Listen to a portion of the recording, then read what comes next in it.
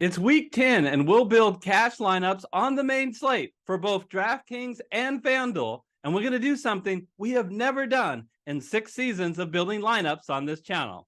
We'll tell you about it coming up next.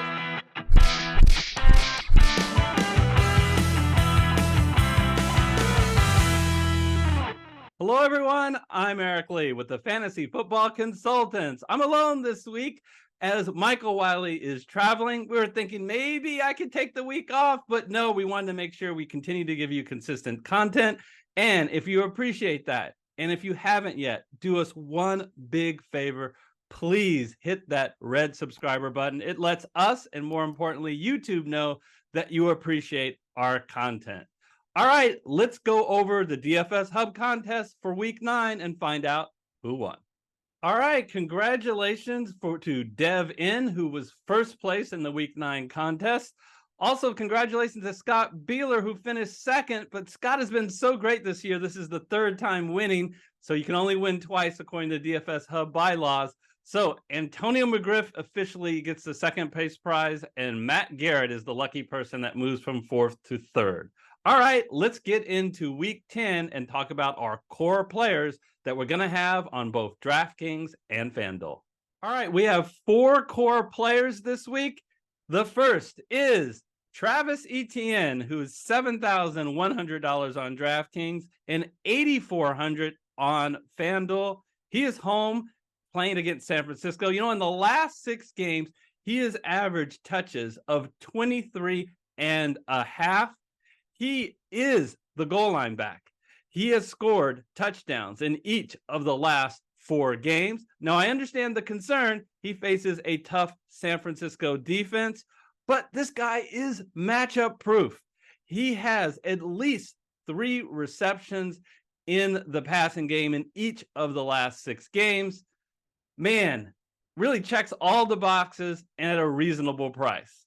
Our second core player is Marquise Hollywood Brown, a mere $5,200 on DraftKings and $6,600 on FanDuel. Let's be clear. He is the clear number 1 receiving option on this Arizona Cardinal team. He leads the team in receptions, in targets, and receiving yards. But they're pricing him as if his quarterback was Clayton Tune from last week, the 5th round rookie. All indications are the Cardinals are going to go with Kyler Murray. Kyler Murray has been activated off to be an IR. He might be a little rusty, but a rusty Kyler Murray is a huge step up from Clayton Tune. Murray has a strong arm, can hit Hollywood Brown on some of these deep patterns. Excited to get him in our lineup. Now, our third core player is Marquise's Brown cousin. Probably not really, but Noah Brown, only $3,700 on DraftKings. He's a little less attractive on FanDuel, but we're still going to put him in our lineup at $5,400, assuming that Robert Woods is once again out this week. So you got to check the injury report up to game time. Make sure he's out, because if he's out, he is going to be, he being Brown, will be wide receiver number 3. And this Houston offense is rolling again behind CJ Stroud, and it should continue this week as it's projected to be a shootout game against Cincinnati's relatively weak pass defense. The over-under is 48.5 points. Okay, our last core player for this week is the answer to my tease at the beginning. We are doing something that we have never done in 6 seasons of creating cash lineups. We normally always want to pay down for a defense because of its innate volatility and hard to predict. But not this week. We are going to pay up for, how about them Cowboys? The Dallas Cowboys, $4,400 on DraftKings and $5,200 on FanDuel. Make no mistake, it's costing us a pretty penny, but what do we get? We get a team that has already played this same New York Giants team in week 1 and won 40-0 and amassed an obscene 37 fantasy points in that game. But this time, when the Cowboys face the Giants, they're not going to be in New York. They're going to be in Dallas. This time, the Giants won't have their starting QB, Daniel Jones. They won't have their backup QB, Tyrod Taylor. They won't have their best offensive weapon in the passing game, tight end Darren Waller. And as always, they don't have an offensive line. The lines makers agree it is not often in the pros that we get a 16.5 point favorite. Game scripts could be way in Dallas's favor. They'll know that the Giants will need to pass without a quarterback, without a good receiving option. I expect mega points here. So we're going to take a shot on the Dallas Cowboys. All right. We spent up on 2 of these 4 guys, kind of saved money on the other 2. So we've got some money to spend. Let's see how we do it and fill out the rest of our FanDuel and DraftKings lineup, starting with FanDuel. All right, here we are on the main slate for FanDuel. When we have ETN, the 2 Brown wide receivers, and the Dallas Cowboy defense in, that we can spend a little less than $7,000 per player. But remember, we've already picked our defense. Let's start at running back. And Christian McCaffrey always catches my attention. I think he is such a stud. But at $10,500, too rich for my blood this week. Actually, I can get for almost $3,000 less a running back I like almost as much as Christian McCaffrey this week. It's Tony Pollard. Now, calm down. I can see several of you guys like screaming, no, not Pollard. Just look what he has done in 4 of the last 5 weeks. He has failed to break 8 points, 8 fantasy points on FanDuel. Now, he got robbed last week. He scored a touchdown late against Philadelphia, and unfortunately, there was an illegal procedure penalty, and then so they reversed the touchdown. But again, I don't like the amount of touches he's received, but he is still the bell cow back. And why do I like him so much this week? It's his matchup. Let's just be clear. He is a home favorite against the New York Giants. And when I say he's a favorite, I'm not kidding. 16.5 point favorites, a ridiculously high 27.5 implied total.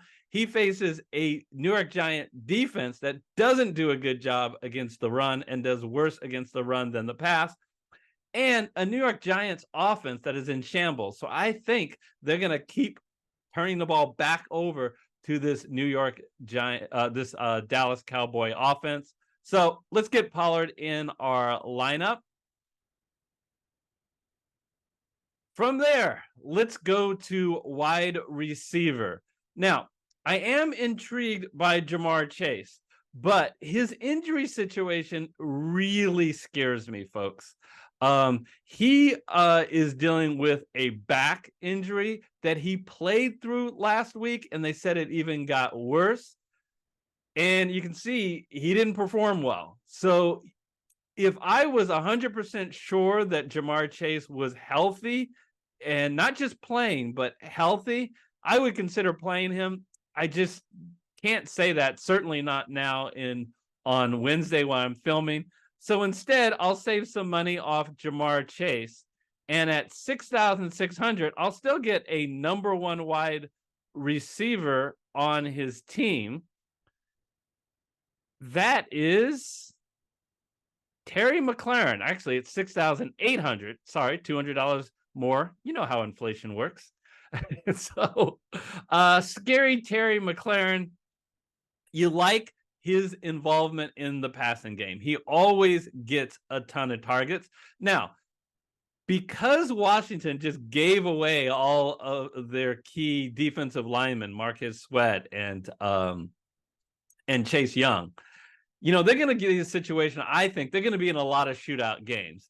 The over-under in this game against Seattle is 46. I think they're going to have to rely on the passing game. Sam Howell has been putting up good numbers. Last week, it happened to be Johan Dotson who was the beneficiary. More times than not, I expect it to be mostly Terry McLaurin. I think he should have a big game against this Seattle defense, which has struggled as of late.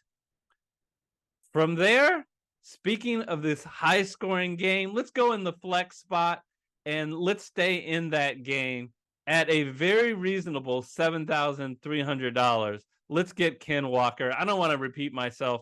I've told you guys that Washington has gotten a much weaker defensive line without Sweat and Chase Young.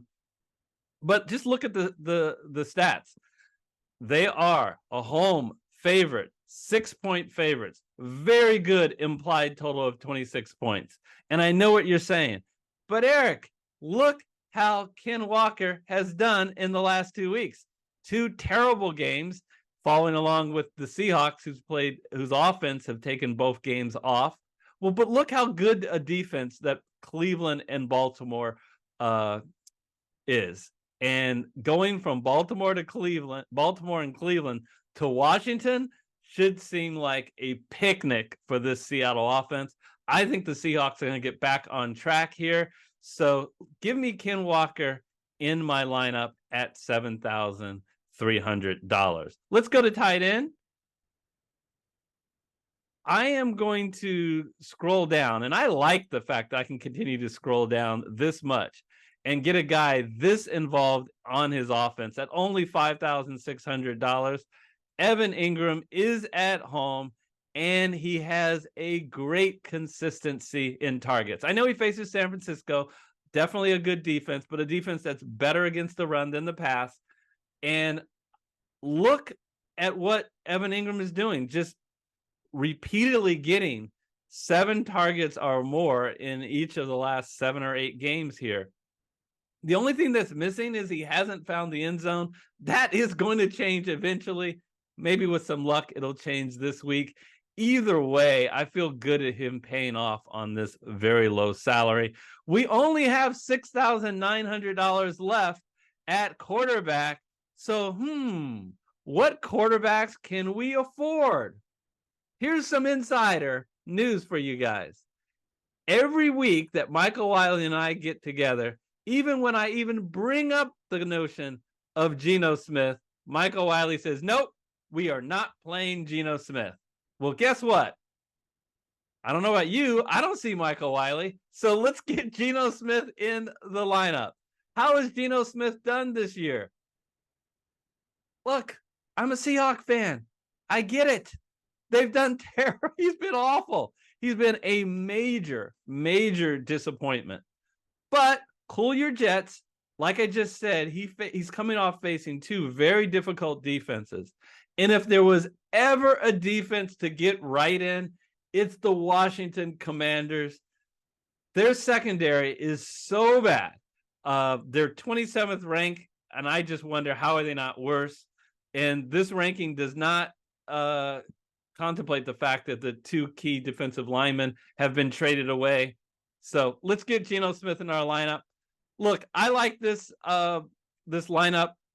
There are a couple of quarterbacks. If you just can't stomach Geno Smith, you have to go up in price. At $200 more is Trevor Lawrence. At $300 more is Sam Howell. Both, I think, are good options. I just couldn't afford them in this lineup. So if you want to pivot and you like you see another area you can save, no problem on this end. All right, let's go over to DraftKings and see what cash lineup we can cook up there.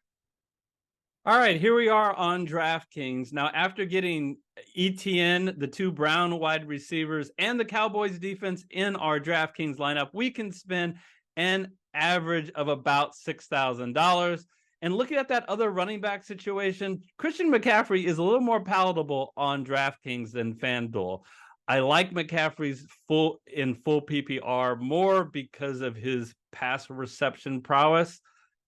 But I still think I can save $3,000 off Christian McCaffrey to get Joe Mixon, a guy who I like a lot this week. Why do I like him? Well, first of all, let's break out the band. The Cincinnati Bengals offense is back. And I think that has almost everything to do with the fact that Joe Burrow is now playing healthy, and rising tide leads all boats. The better that the Cincinnati offense does, the better Joe Mixon does. Now, this is a great game for Joe Mixon. He's at home. He's favored by 6.5 points. Very good implied total of 27. And he faces at best average defense in the Houston Texans. So give me Joe Mixon, a guy, like I've said many times, he really does everything that you want in a running back. He's the bell cow back. He gets involved in the passing game. He is the goal line back. We just need to trust the Cincinnati offense, and I finally do. All right, let's go to wide receiver. This is a good time to let you know that this lineup is sponsored by UPS. What can Brown do for you? Because we have Hollywood Brown in this lineup. We have Noah Brown in this lineup. And yeah, I am going to get in Amon-Ra St. Brown in this lineup. All right, can you believe this? Yes. Relax. We already picked the Cowboys, so we can't get the Cleveland Browns in this lineup. But our mascot is going to be Charlie Brown. All right, I don't have Michael Wiley here to stop me from doing all these terrible jokes. Let's talk about Amon St. Brown, who is coming off a bye, and he has been red hot. There was a little bit of concern is once Jameson Williams comes back from suspension, will he eat in on his number one wide receiver role? Well, last 3 games, 15 targets, 19 targets, 9 targets. I would say no. So really excited to get Amon-Ra St. Brown in this game. It's supposed to be a shootout against the LA Chargers. They have an over-under of 49 in this game, and it's a small spread of just 2 points. So it should be back and forth. Both teams always needing the pass. Really excited to get Amon-Ra St. Brown in our lineup. I think he can be a difference maker. So from there, let's go to tight end. We're going to have to save some money, but I really don't think we have to save a lot. We sacrifice a lot in talent. Let's go all the way down to $3,500. It's a little scary to have our second Cardinal in our lineup. We already have Marquise Brown. Let's get Trey McBride in our lineup. Now, you may be going, Trey McBride? Why do we want him? He's only had one good week all year, 10 of 14. By the way, the week when fantasy football consultants strongly suggest that you play him. Why? Because all before that was Zach Ertz. Zach Ertz got hurt, and he was out for the year. Trey McBride inherited his workload, his own workload, plus Zach Ertz. Now, you say, what happened last week? It looked like it didn't go well. Well, it didn't go well because of Clayton Tune. Clayton Tune was terrible. Now, the Cardinals have activated Kyler Murray. I fully expect Kyler Murray to play. If it is Clayton Tune, then scrap McBride and scrap Hollywood Brown from your lineup. But this lineup is assuming that Kyler Murray is the starter. And it's a good bargain to have McBride at only $30,500. Speaking of bargains, let's go to our flex spot.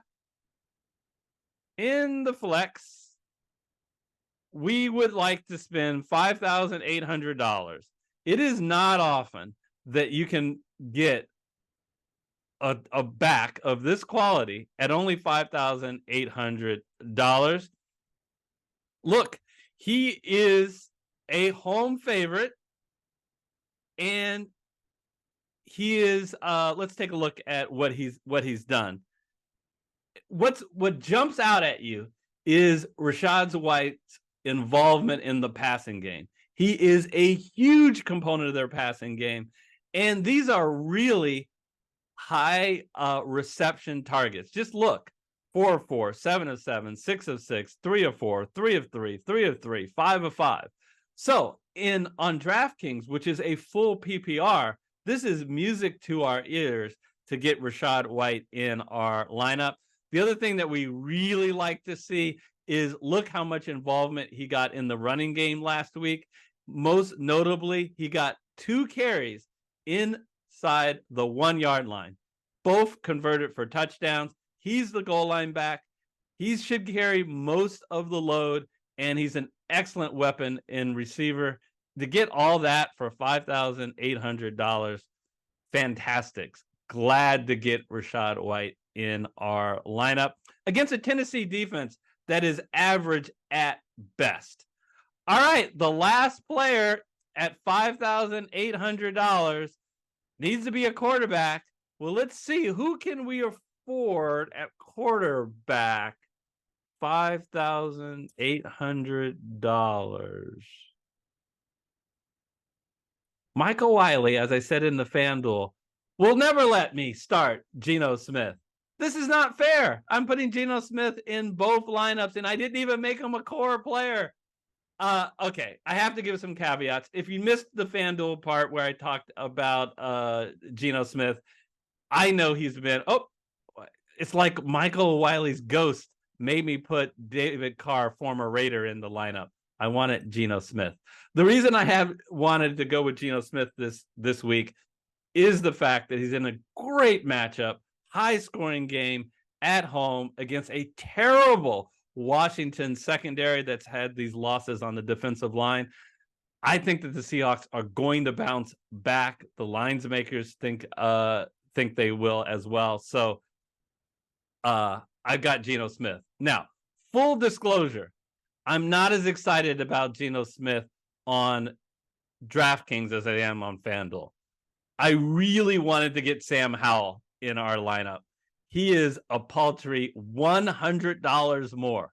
So if you can figure out there's someone else in our lineup you don't like very much and you can save a little money, bam, definitely switch out and spend up to get Sam Howell at $5,900. Now, on the only $200 more is Trevor Lawrence. So there's some good pivots out there. I also am a fan of Joe Burrow. If Jamar Chase is proven to be healthy, I think that could be a real high-scoring game. He is clearly back to being his usual self, but his price includes games in which he was injured. Now, what I'm going to do right now is I am going to put in I'm going to play around with this lineup and take out Geno Smith and juggle a little bit with Joe Burrow in the lineup. All right, on your screen now is an alternate DraftKings lineup, assuming that Jamar Chase is healthy and therefore we have confidence in Joe Burrow. We can upgrade from Geno Smith to Joe Burrow, and we can upgrade from McBride to TJ Hawkinson.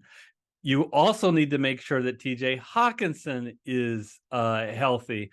But if he is, I love the fact that his new quarterback is Joshua Dobbs, who already has figured out he loves the dump passes off to his tight end. He did that. He targeted him 12 times in the very first game. The cost of those two upgrades is that we lose our contract with UPS. And what could Brown do for you? Because we got to get rid of Amon St. Brown and replace him with Terry McLaurin. Terry McLaurin is the number 1 wide receiver on Washington in what should be a shootout game against Seattle. So there it is, our cash lineup. As always, we want to hear your thoughts about the week on the main slate. Please put in the comment section who is your favorite player on the main slate for DraftKings and FanDuel and why. Until next week, when we break down week 11, and hopefully I'll have the return of my co-host, Michael Wiley. Take care, everybody, and we'll see you next time. On the screen now are 2 videos we think that you'll enjoy.